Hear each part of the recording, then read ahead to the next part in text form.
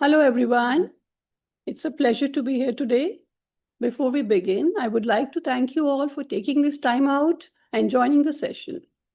Our focus today is on one of the most important skills that we can give to our learners in today's time. It is the ability to think critically, question information, and evaluate sources effectively. My name is Ms. Pallavi, and I have been associated with various educational boards and curricula over the years. One of the aspects of teaching that I find most rewarding is helping students move beyond memorization and become thinkers, researchers, and lifelong learners. Education today is no longer about just transforming the information from teachers to students. We live in a world where information is available at our fingertips. So the real challenge is helping students determine which information is reliable, which information is biased, and which information is useful for them. This is where source analysis becomes very essential skill. The learning goals for today would be we shall be able to understand the importance of source analysis. We shall explore the IB curriculum assessment criterions, learn the meaning and association of OPVL to it, examine a practical example of source analysis, and discuss how OPVL helps students and teachers to become independent researchers and lifelong learners. So I would again like to present the essence of education, which I believe. Education, the word originates from Latin terms educare, which means to bring forth, and educere, which means to lead, to draw forth. So these meanings actually reflect the essence of education. It is not merely the transfer of knowledge, it would rather be a process of nurturing the potential, drawing out abilities, encouraging curiosity, and empowering learners to think independently. This philosophy lies in the heart of both IB and IGCSE curricula. As educators, we are no longer simply the instructors. We are the facilitators of learning. Our role is to guide students as they investigate, analyze, question, and construct their own understanding of the world. This is the strength of IB curriculum. It is based on inquiry-based learning. So in IB curriculum, we do not ask, what do you know? We generally ask, how do you know? So the students have to actually find out the evidence. They have to investigate the issues. They have to consider multiple perspectives of their learning and then draw reasoning and conclusions. So as a result, they develop the skills required not only for academic success, but also for being responsible global citizens. Let's understand the four criterions on which IB curriculum is based on. The first criterion is knowledge and understanding. That is the basis of any knowledge or any curriculum. So what we expect is that they deliver the content, what they have learned, the factual knowledge. They explain the concepts. For example, in humanities, we may ask them to explain some historical event or describe a key geographical concept. Criterion A is the foundation, no doubt, but education does not just merely stop there. It's not enough. So then we move to criterion B, which encourages students to become researchers. Students learn to form questions, gather information, select appropriate sources, and conduct investigations. This criterion develops curiosity and inquiry skills. Rather than accepting information at face value, students learn to search for evidence and explore independently. After this, we have a very important criterion, which is communication. It is a very vital skill in today's world. Students are expected to organize their ideas properly, methodically, sequentially, present information effectively, then use appropriate terminology. Communication in written, visual, or oral forms has to be taught. Whether preparing reports, presentations, essays, or debates, students learn to express their ideas confidently and accurately. Then comes the next criterion, which is criterion D, and it is critical thinking and analysis. This is often the deepest learning that takes place. Here, it is the most important criterion. Students are required to analyze the information that they have, evaluate the evidence that they have gathered, identify perspectives. In IB, we do not find that there is anything wrong. Every perspective is right. So we try to include all perspectives. Nobody is wrong. Everybody is right in their own perspective. They have to draw conclusions. They have to evidence their judgments, and then they have to reason out why they think so. So that is in criterion D. Now, in this criterion D, it encourages students to think critically rather than simply reproduce the information. And this is where source analysis, OPVL, comes into play. So it is very important that they know the importance of source analysis. The evidence, the information that they are collecting might be wrong. For example, if they are researching about a historical event, they might find newspaper articles, websites, blogs, photographs, cartoons, government reports, personal diaries. So much information would be available for just one event. But can they all rely on all the sources that they have found? No, that would be a difficult task. So here, because all the sources that they have found may have a different perspective. It might have been written by somebody who belongs to a cultural background, a different cultural background, different age group. So there would be some strengths and some limitations of that source. So without analyzing, the students are at a risk of accepting inaccurate information or biased information. So source analysis helps learners to become informed researchers who can evaluate information critically. Let's introduce ourselves to OPVL. So it is an effective tool for source analysis. OPVL stands for origin, purpose, value, and limitation. This framework helps students to systematically organize rather than making assumptions. There are many other frameworks also which can be used for the similar task. But generally, OPVL is the most followed and most appropriate for IB curriculum students and most accessible of the methods. So we will explore OPVL today. So in this origin, whenever I'm exploring a source, I would first check the origin of the source.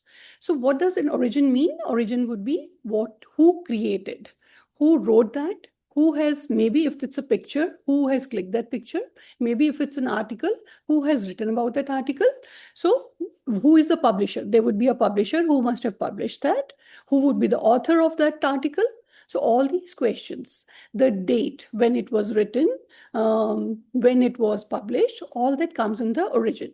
For example, we can have a diary written by a warrior during the war times.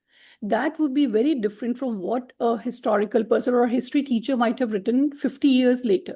So the perspectives would be different. So we have to consider the origin very well. So understanding the origin helps us to understand the nature of the evidence. Then goes to the purpose. So what is the purpose of writing that source, creating that source? Students should consider what is the author's intention. See, nobody would just be clicking a picture for whims and fancies or for any, they would always have some purpose of clicking a picture or writing an article. So what is the author's intention? What is the intended audience for whom he is writing or clicking a picture? What message is being conveyed? Is the source designed to inform, to persuade, to argue, to entertain? What is exactly the purpose of the source? We have to find that out. It is extremely important. For example, a government report may aim to just inform the citizens of the country.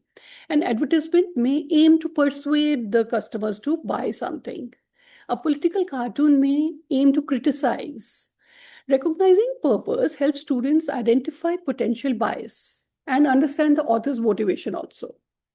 Next is the value. What value does that source add to your research? What information do you get from that source? What insight do you have in that source. What can we learn from it? Does it reveal some perspective? Does it reveal some attitudes of a particular time? A source does not need to be completely accurate or to be valuable.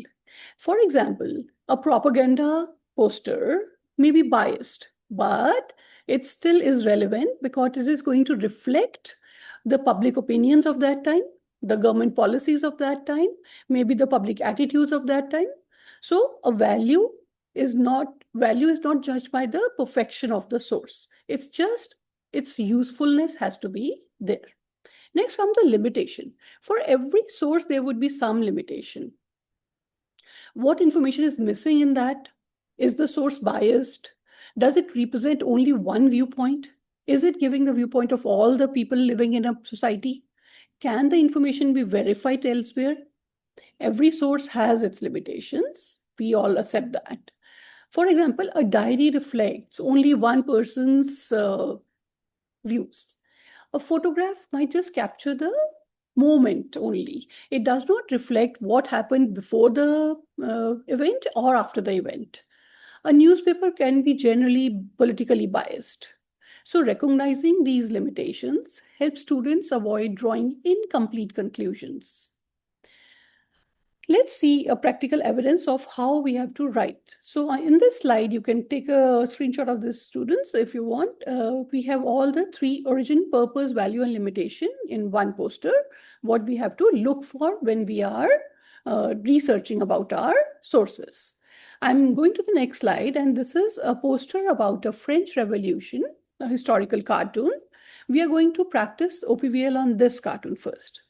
So since OPVL, we will have the origin first. So can you see the origin here? Yes, the origin is generally written below the picture.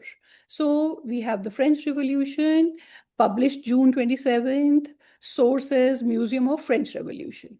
So the source is the origin. In origin, we are going to mention the date, the publisher. You can see that in this collection, it's from the Museum of French Revolution. The author is not very legible, but still we can identify the context. So that is what we are going to write for our origin. Next, let's find out the purpose of this. Yes, what can be the purpose of this picture? I'm sure you can make out that it is just a criticism or a satire on the times. So the exaggerated images, the humorous style, it suggests that the creator intended to mock or criticize the individuals, institutions, or events associated with the revolution. The source is not simply providing information, it is attempting to influence the opinion, isn't it? Yes. So by this, the creator is trying to let out his opinion so that people are also influenced by it. Thirdly, the value. How valuable is this source? It provides an insight into what public attitude and political tensions of this period would be. It helps historians understand the public concern, how they were feeling about the French Revolution, what were the political disagreements that were happening at that time, and maybe it gives a social commentary also about the times. Even though it may not provide a factual detail, it offers a valuable evidence about the contemporary viewpoints. So this, again, is a value for the source. Let's go to the limitation. We find that there would be limitations. This is highly subjective, right? We all agree to that. It would be very subjective. Somebody who is creating that cartoon has those views. Its purpose is persuasion rather than objective reporting. The creator's opinion influenced the presentation. As a result, the source cannot be used alone to establish historical facts. It must be supported by additional evidence. We need some more evidence to check whether it was actually the happenings in all the parts of the society. Maybe it's just in one incident, one part. So we need to establish that again. So why does OPVL matter? When students regularly use OPVL, several important skills develop. They question the information that they have received. Since we have a plethora of information from coming from every end, every corner of our lives. We need to recognize which information is good or authentic and which is not authentic. Then we have to recognize the bias also. There can be gender bias, it can be social bias, it can be financial bias. So students learn to check the biasness of the source also. Then distinguish facts from opinion. Sometimes it just may be a fact or an opinion of somebody, one particular person. So you have to distinguish the facts from the opinions. You have to evaluate the evidence also, whether it is correct or not, and then construct your own arguments. These skills, these skills are valuable not only for school but throughout your life. In today's digital world, misinformation spreads rapidly. So, students who can evaluate sources critically become informed citizens and responsible decision makers. Well, how can teachers help in introducing OPVL into their classrooms? It would be very good if they use OPVL in their classrooms. That would be for example, in humanities, it would be analyzing the historical documents, evaluating news articles, comparing websites, examining photographs, investigating advertisements, and studying political cartoons. Even in a simple classroom discussion, I'm really sorry.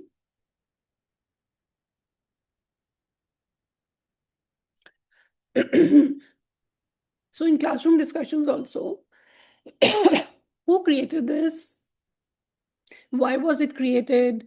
How useful it is? What are the limitations? All these questions can be very useful for the active learners. As educators, our responsibility extends beyond teaching content. We must equip learners with the skills needed to navigate an increasingly complex world.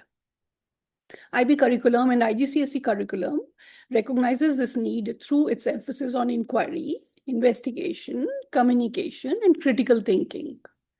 OPVL is a very powerful tool to support these goals. By teaching students about the origin, purpose, value, and limitation, we help them become thoughtful researchers, analytical learners, thinkers, and responsible citizens. I have given two pictures here, two images here for your practice. I'll put the answers in the comment box. You please practice both the pictures. See, we can have OPBL for the written content also. It's not just the pictures that we can use that for websites, we can use it for newspaper cuttings, we can use it for speeches. So OPBL can be applied to all the sources that we have for our research. I would like to conclude my speech by a quotation that excellence is never an accident. It is always the result of high intention, sincere effort, and intelligent execution. Let us continue striving for excellence by nurturing curious minds and empowering our students to think critically about the world around them. Thank you for your time and participation. I hope this session was fruitful, insightful, and you could learn about OPVL. Until next time, happy learning and keep questioning, exploring, and discovering. Thank you so much, Ms. Pallavi. If you can stop sharing the screen, the viewers can have a better view of you, ma'am. Thank you. Yes. Great. So, a couple of questions from my end, ma'am.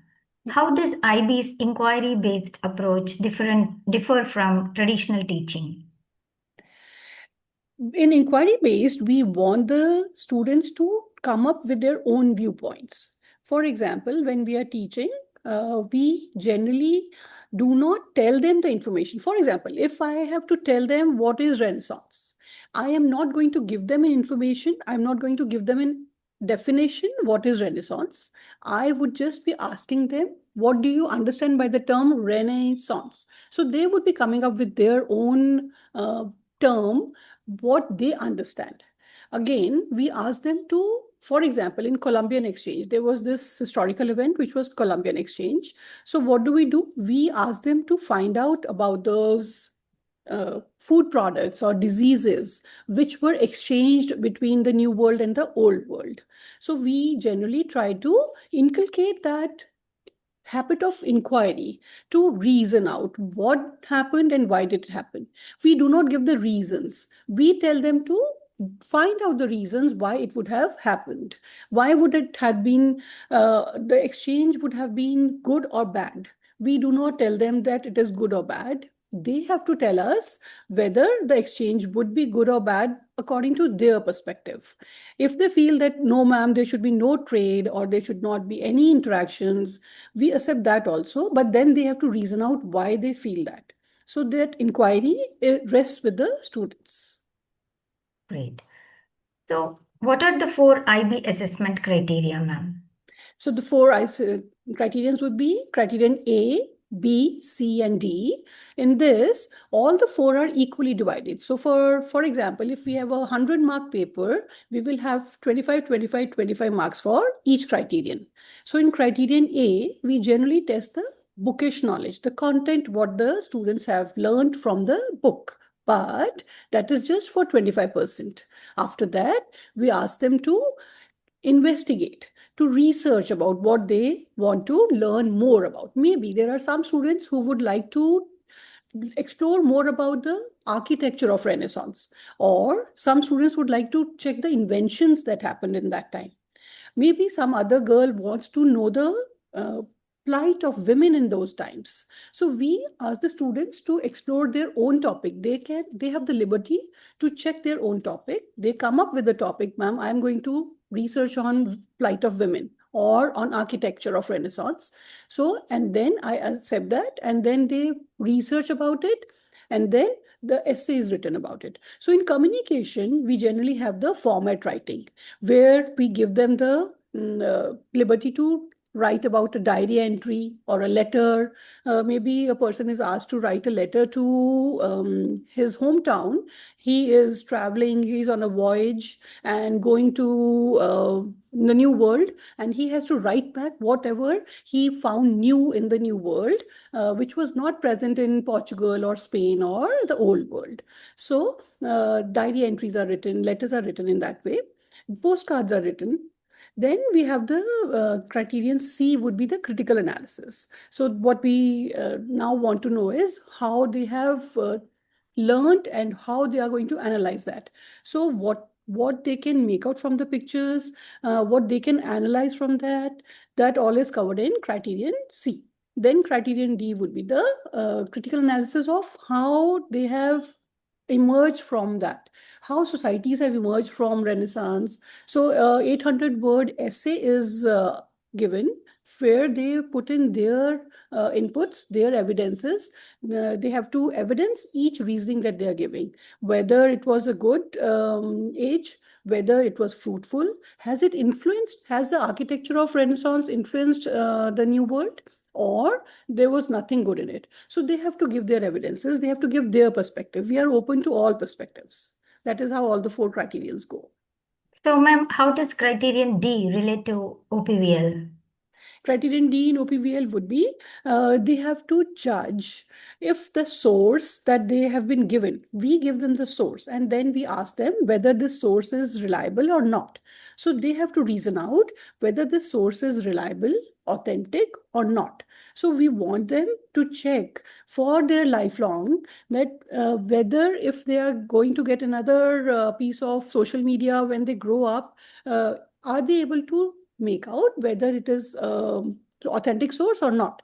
So looking at the origin, if there is something that is published in maybe New York Times, that would be a very authentic source. Maybe it's published in Nav Bharat Times. So yes, because these newspapers are reliable, so the student would be sure that he's getting a good information. But if there is something where the authentication is not there, where the source is published is not being given, so that would be a very wrong information. So the student would restrict himself from exploring that information further. So we teach them how to explore that information, how not to go into the unidentified sites and organizations. Great. So, ma'am, can a biased source still be valuable? Yes, biased source is valuable. I just have to be very conscious that it is biased. I have to recognize whether it's a gender bias, whether it is financial bias, whether it is social bias.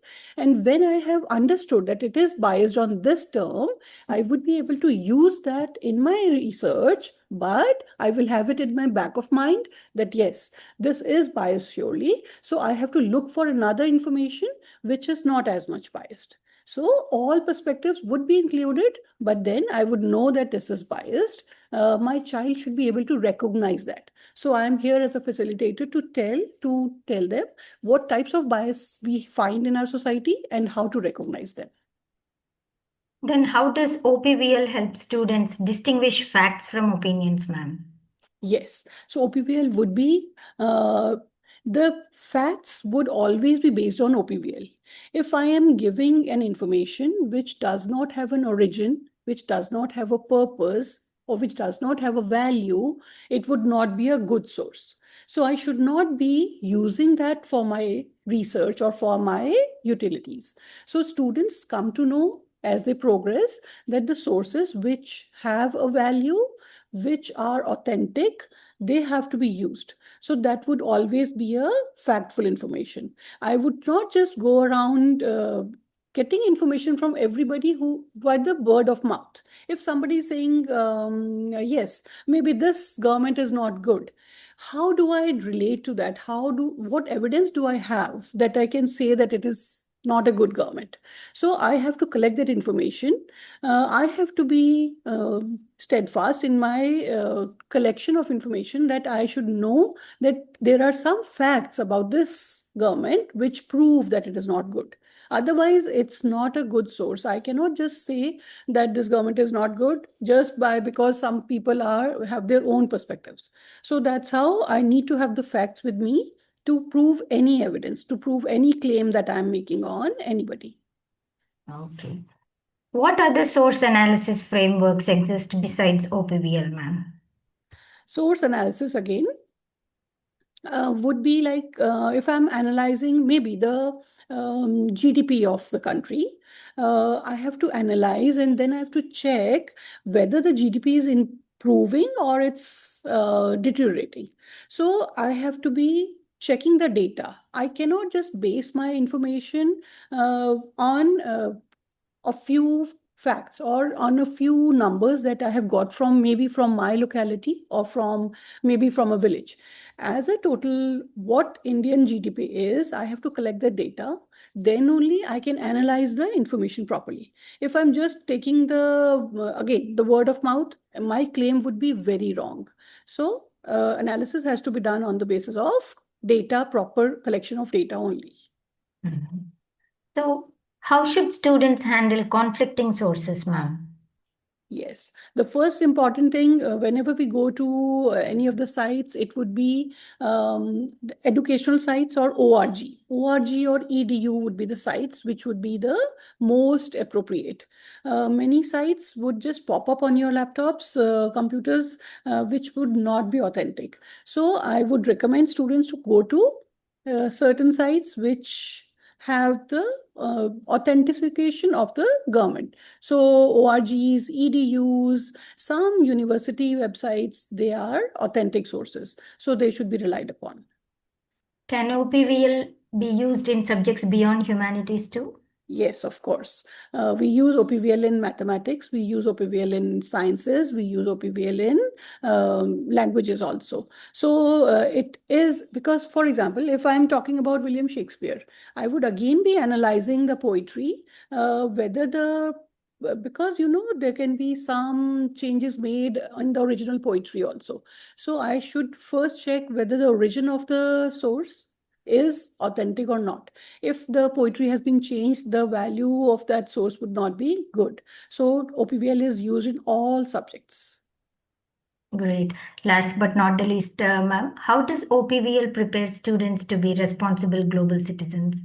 Yes. So when students check the authenticity of the source, they would be more confident of what they are looking at. So when they are using the authentic sources, they know the origin and the purpose of a source. They would be helping the governments and helping the society in in broadening their perspective and broadening the perspective of the society also. So when you are very sure of your information, you would be confident enough to share that also. So being confident would only come when you have the proper knowledge, and that would be only when you know that your source and your origin is authentic. So it will help the students to surely become the responsible citizens of the world. Great. Thank you so much for that insightful and thought-provoking presentation, ma'am. We truly appreciate sharing your expertise on our platform. Before I end the session, anything else you want to mention, Ms. Pallavi? Thank you so much for having me here. Looking forward to more sessions. Thank you so much, ma'am. I'll end the meeting now. Thank you.